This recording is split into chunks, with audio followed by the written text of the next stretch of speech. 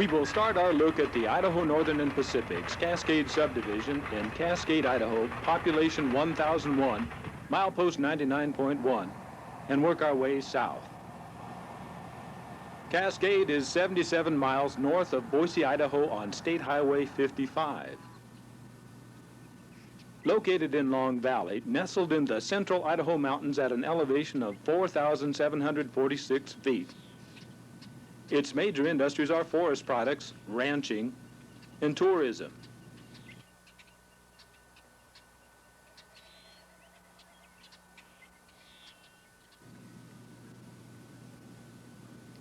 Just north of town is Cascade Reservoir, a major recreational area with a large summer population.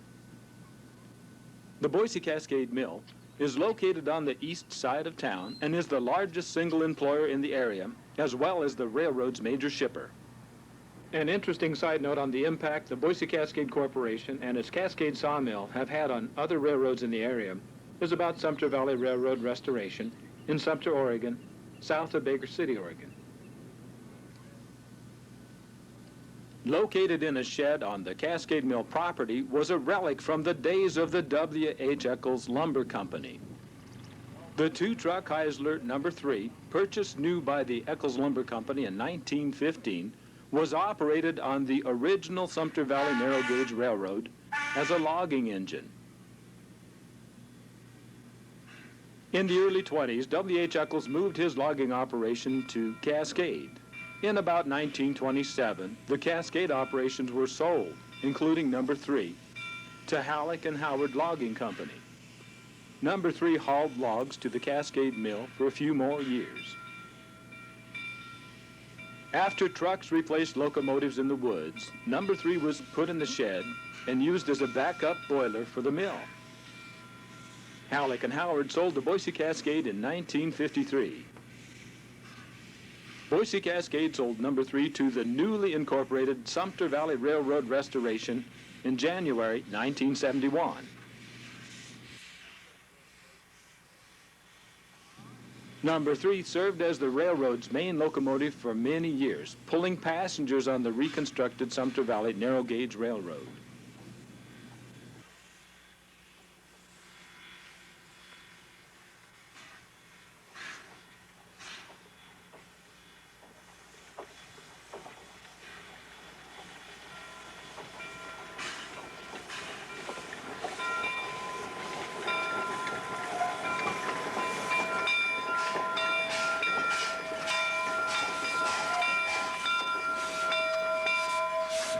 Seen here performing switching duties at McEwen Station, No. 3 still pulls passengers from time to time, mainly in the spring before the start of the fire season. This is a wood-burning locomotive and does pose a fire threat from flying embers. The lion's share of the passenger work is now being handled by No. 19 on the right. No. 19 is a fully restored 1920 Alco 282 oil burner that had worked on the original Sumter Valley Railroad, serving as a mainline engine.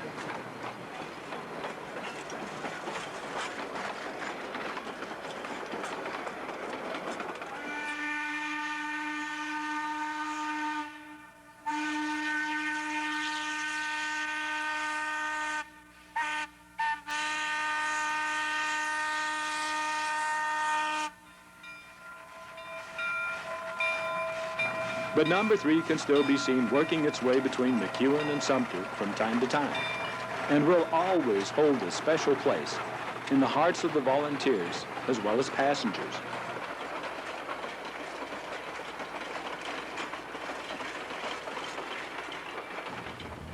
The day starts early in Cascade for the Idaho Northern and Pacific crew. By 7 a.m., the locomotives have been started and are warming up. The first order of business after the equipment is warmed up is to pull today's loads out from the mill.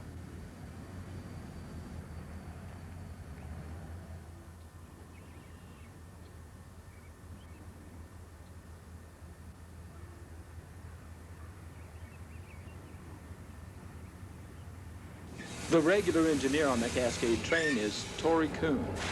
Here we see Mitch Harris filling in for him today.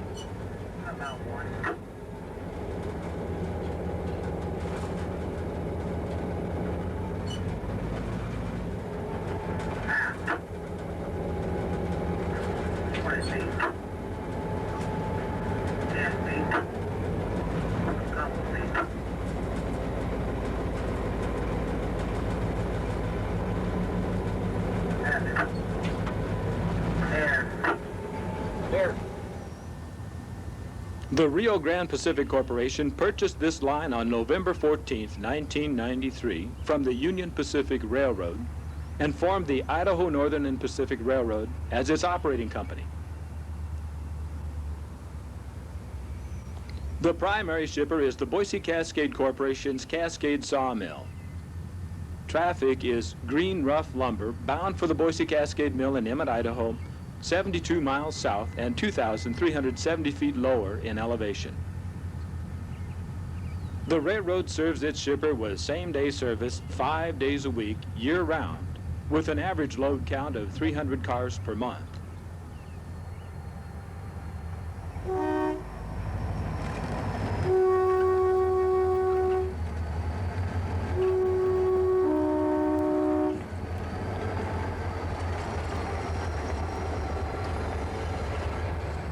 You will always see a pair of GP40s on the Cascade end.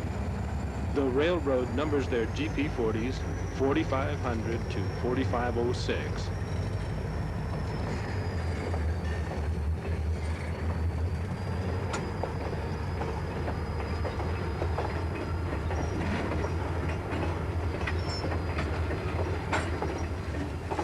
The loads will be dropped on the siding. Then the power will run back and spot empties at the mill.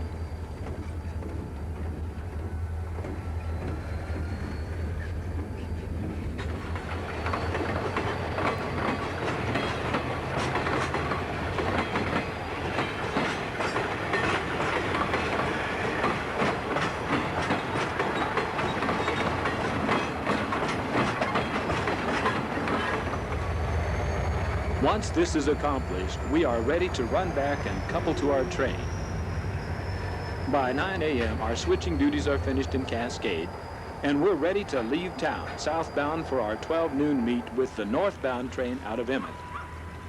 We will meet in Banks, which is 35 miles south and 1,937 feet lower in elevation.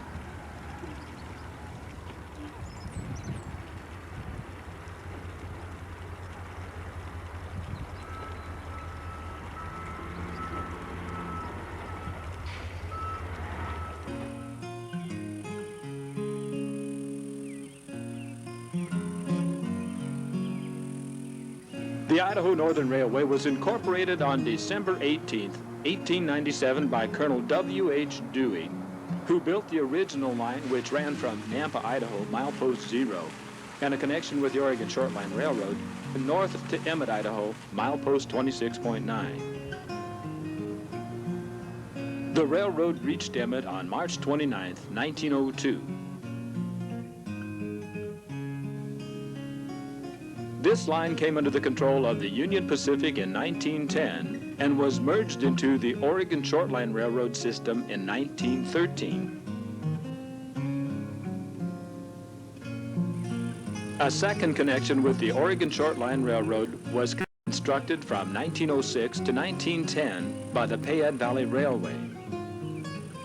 This connection runs from Payette, Idaho, milepost 0.4, east to Emmett, milepost 29.7. The Oregon Shortline acquired this railroad in August 1914.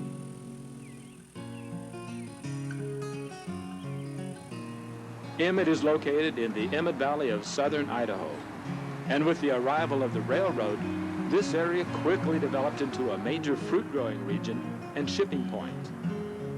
In 1928, over 4,200 boxcar loads were shipped from this region, making Emmett one of the largest shipping points on the Oregon Shortline system. Construction north of Emmett would stall for 10 years due to legal challenges from the Chicago and Northwestern Railroad and the Black Canyon Irrigation District.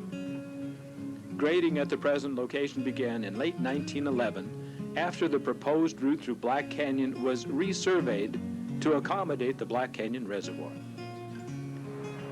By April 1912, grading was finished to Banks, milepost 63.9. The rails reached Smith's Ferry, milepost 82.7 on July 10, 1913. The railroad was finally completed in July 1914 when it passed through Cascade and reached McCall, Idaho at milepost 132.8. The Union Pacific Railroad abandoned and removed the 34 miles from Cascade to McCall in 1980. Today, this part of the original roadbed is being used as a private driveway. In 1995, the Union Pacific abandoned and removed a section between Emmett and Nampa. They maintain an interchange at Payette, Idaho with the Idaho Northern and Pacific via the old Payette Valley line. Let's get back to Cascade. Our southbound train is leaving town.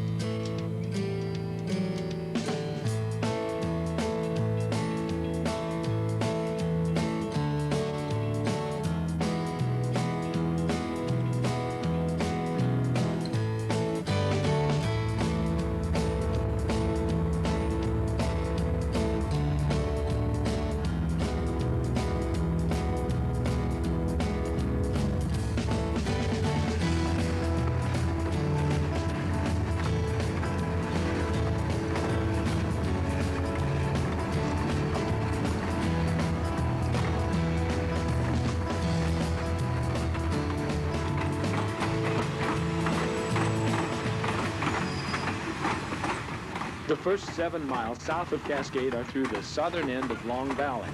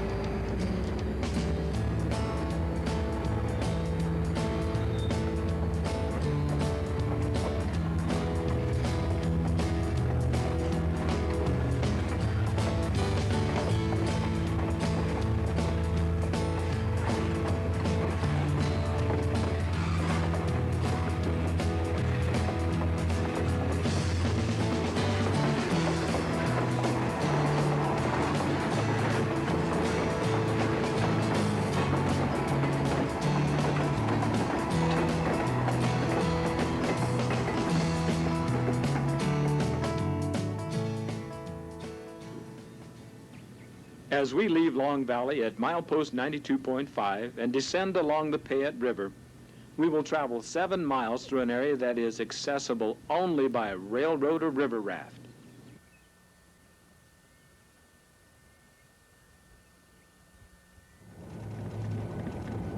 Since we left Cascade, we have been on the west side of the Payette River. At milepost 89.6, we cross our first steel trestle to the east bank of the river.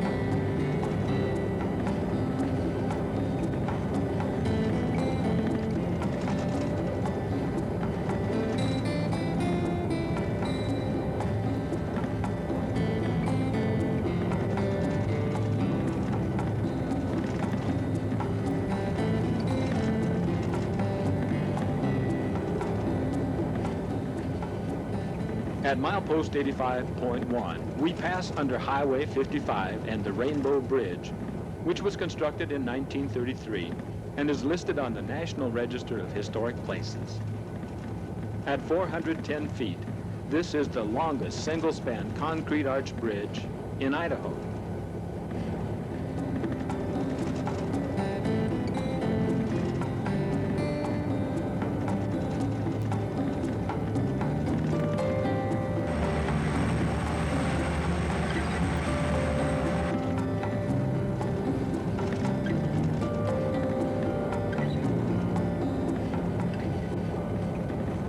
Just below Rainbow Bridge at milepost 83.7, we pass through the shortest solid rock railroad tunnel in North America.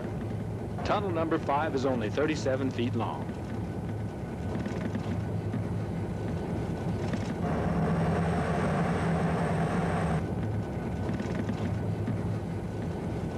The Idaho Northern and Pacific always runs a high railer ahead of the train on rock patrol.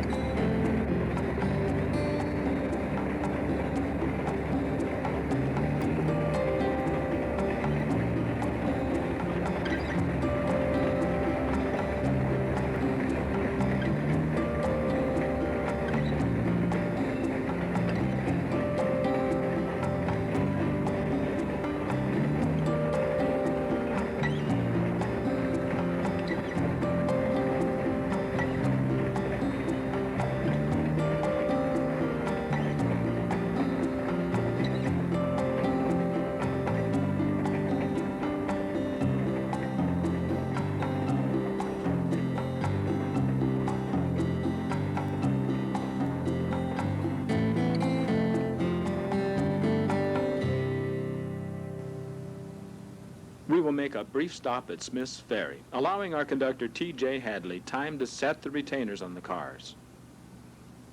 Between Smith's Ferry and Banks, grades will be as much as 2.5% and 12-degree curves. Because of these factors, this section of the line carries a 10-mile-per-hour speed limit. The conductor is required to ride the caboose from Smith's Ferry to Banks, watching for hot boxes and shifting loads.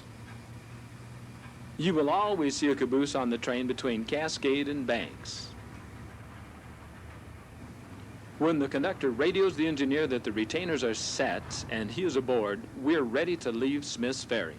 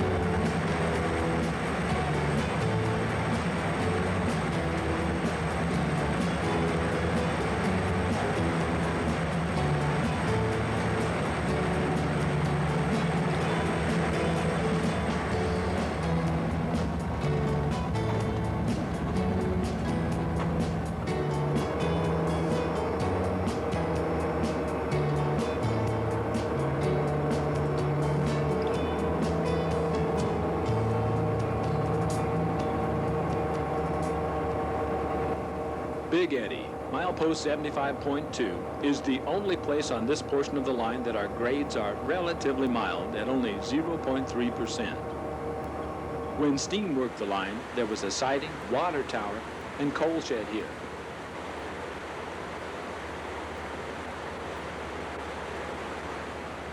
As we leave Big Eddy behind, our downhill grade resumes.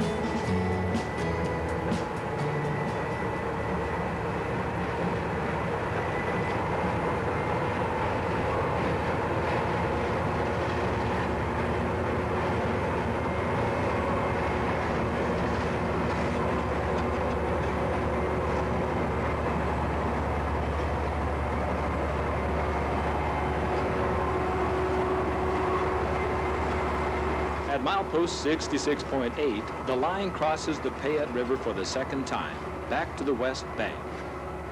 This 484-foot bridge is made up of 2 steel girder approach spans on each end and 2 Warren Truss deck spans in the center, over the river. This is the only Warren Truss deck railroad bridge in the state of Idaho. We are only 3 miles above Banks at this river crossing.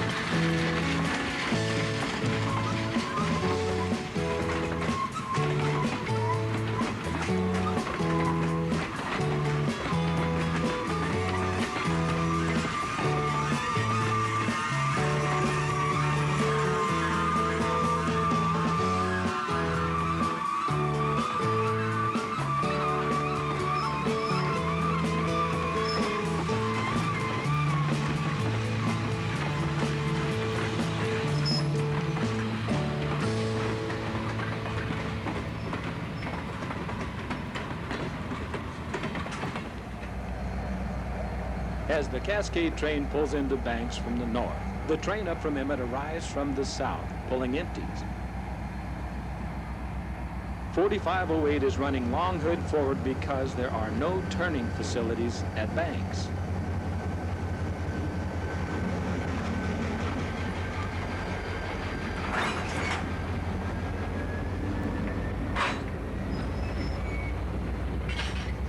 After uncoupling from the empties, the Emmett crew will pull through the switch, which is around the corner, and come back on the main, the near track. The Cascade crew will pull their locomotives on the siding.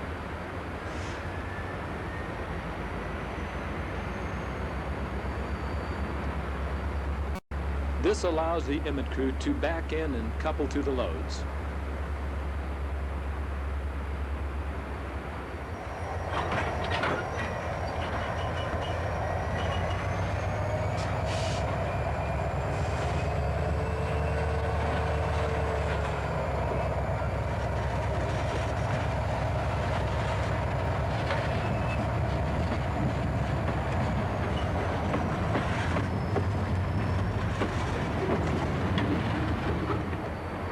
They will pull the loads forward until the caboose and its buffer car clear the switch. The railroad always places a buffer car between the rough lumber loads and equipment to protect the employees and equipment from shifting loads.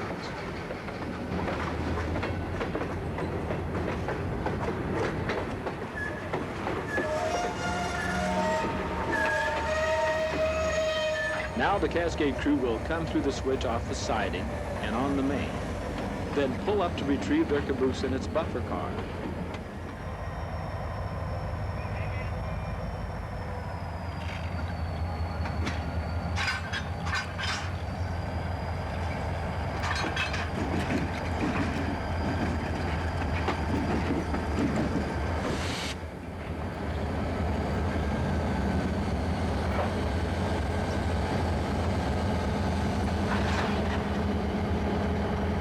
These Idaho, Northern, and Pacific crews are very efficient at what they do. This interchange at Banks usually takes no more than 15 minutes. By using Banks as the interchange point, each crew will be home every night.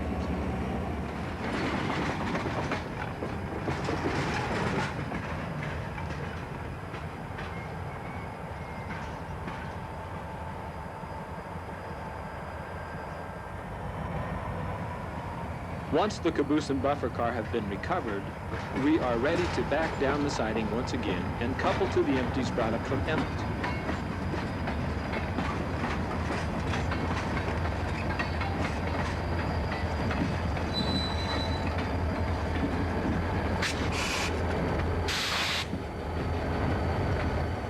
The Cascade train has a rider today.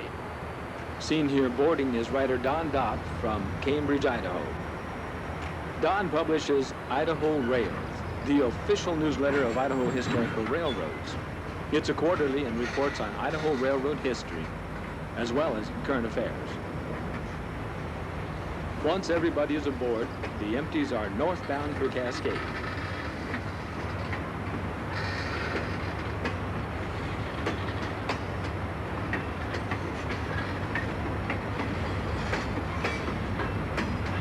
At the same time, the Emmett crew pulls out southbound with the lumber loads in tow. They will be delivered at the Emmett Mill by 4 p.m.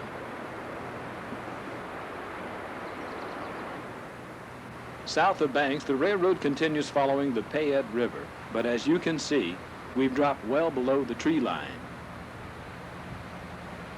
We are now entering an area that encourages cattle ranching more than logging. This is also a favorite area for river rafting.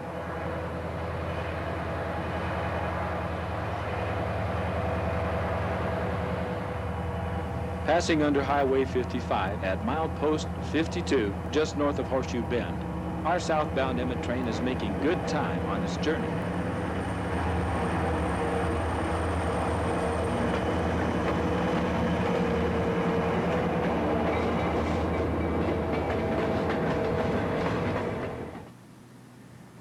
With unfavorable economic conditions and a substantial reduction of timber sales in the area, the Cascade sawmill shut down operations May 25, 2001. On May 29th, the last green lumber train leaves Cascade at 9:18 a.m. Mountain Daylight Time.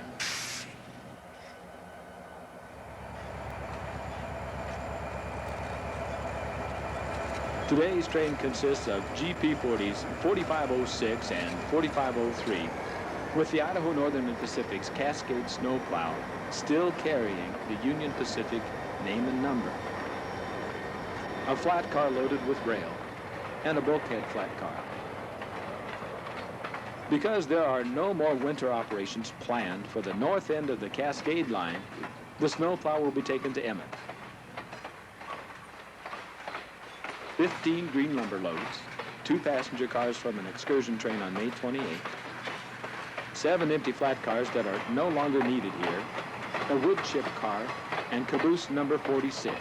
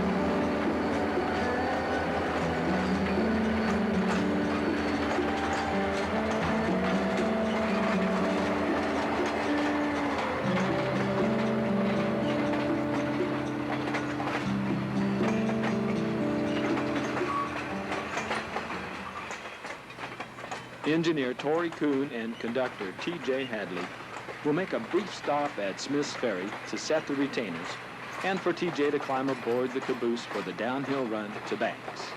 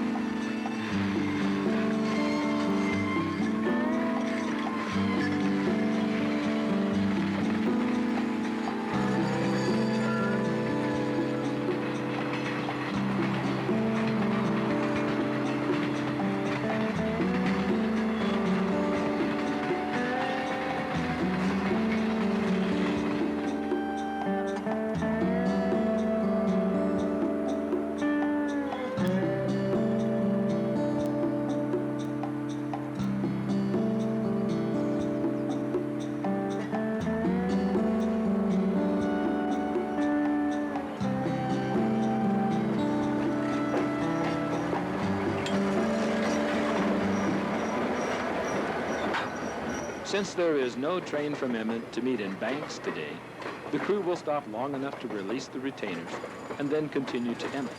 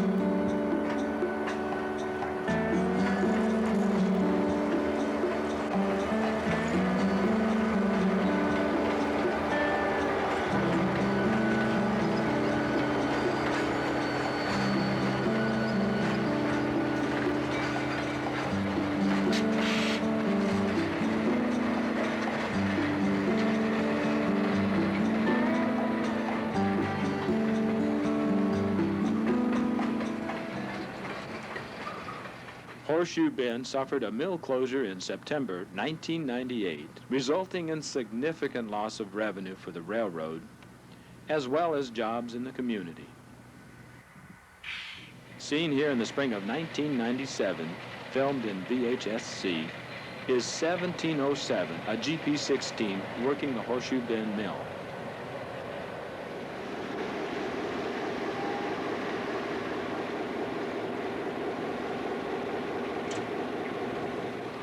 As 1707 departs Horseshoe Bend for Emmett, 22 miles to the southwest, we will do the same after we set out the lead passenger car for an excursion train on June the 1st.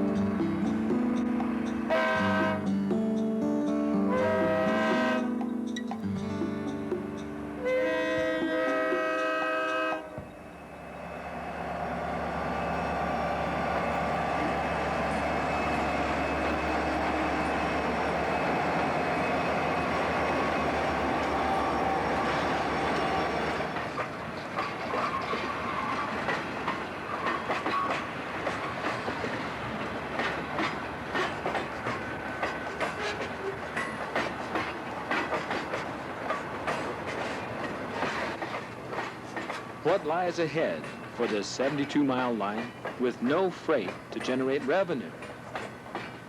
With the full support of the Rio Grande Pacific Corporation, the Idaho Northern and Pacific is making a substantial investment in equipment.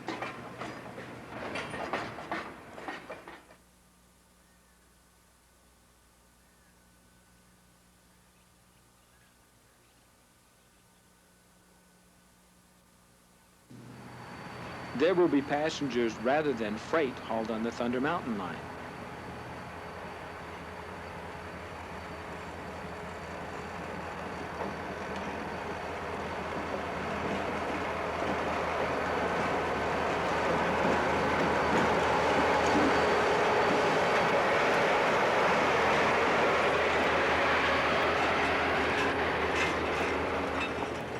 The railroad is offering 2 scheduled excursion trains, the Horseshoe Bend Express on Friday, Saturday, Sunday from Horseshoe Bend to Banks, and the Cabarton Flyer on Saturday from Cascade to Smith's Ferry.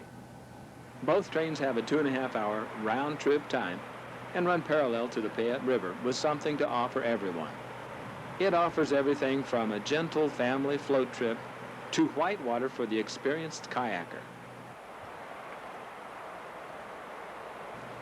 Idaho Whitewater Unlimited and Cascade Raft and Kayak, in cooperation with the Thunder Mountain Line, offer a 1-day train ride upriver, then a float trip downriver. As the Cabarton Flyer arrives at Smith's Ferry from Cascade, Idaho Whitewater Unlimited gives final instructions to their clients. They will be taken to the top of the Cabarton section of the North Fork of the Payette River, where they will leave the train and float back to Smith's Ferry. This will be a 3.5-hour experience that will be remembered for many years to come. The crew will brake the train and turn the locomotive on the Smith's Ferry Y.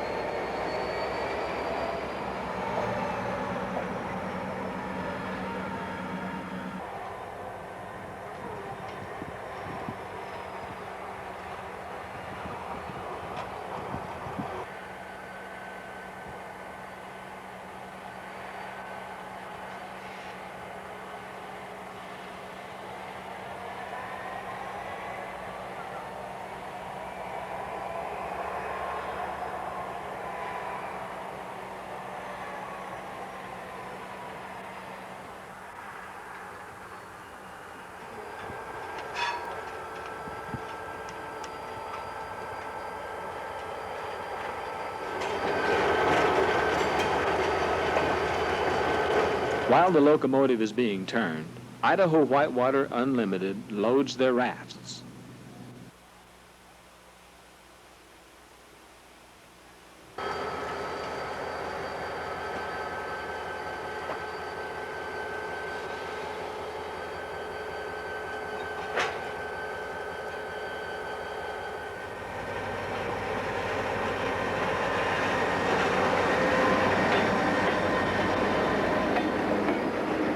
Let's take a look at both of these trains.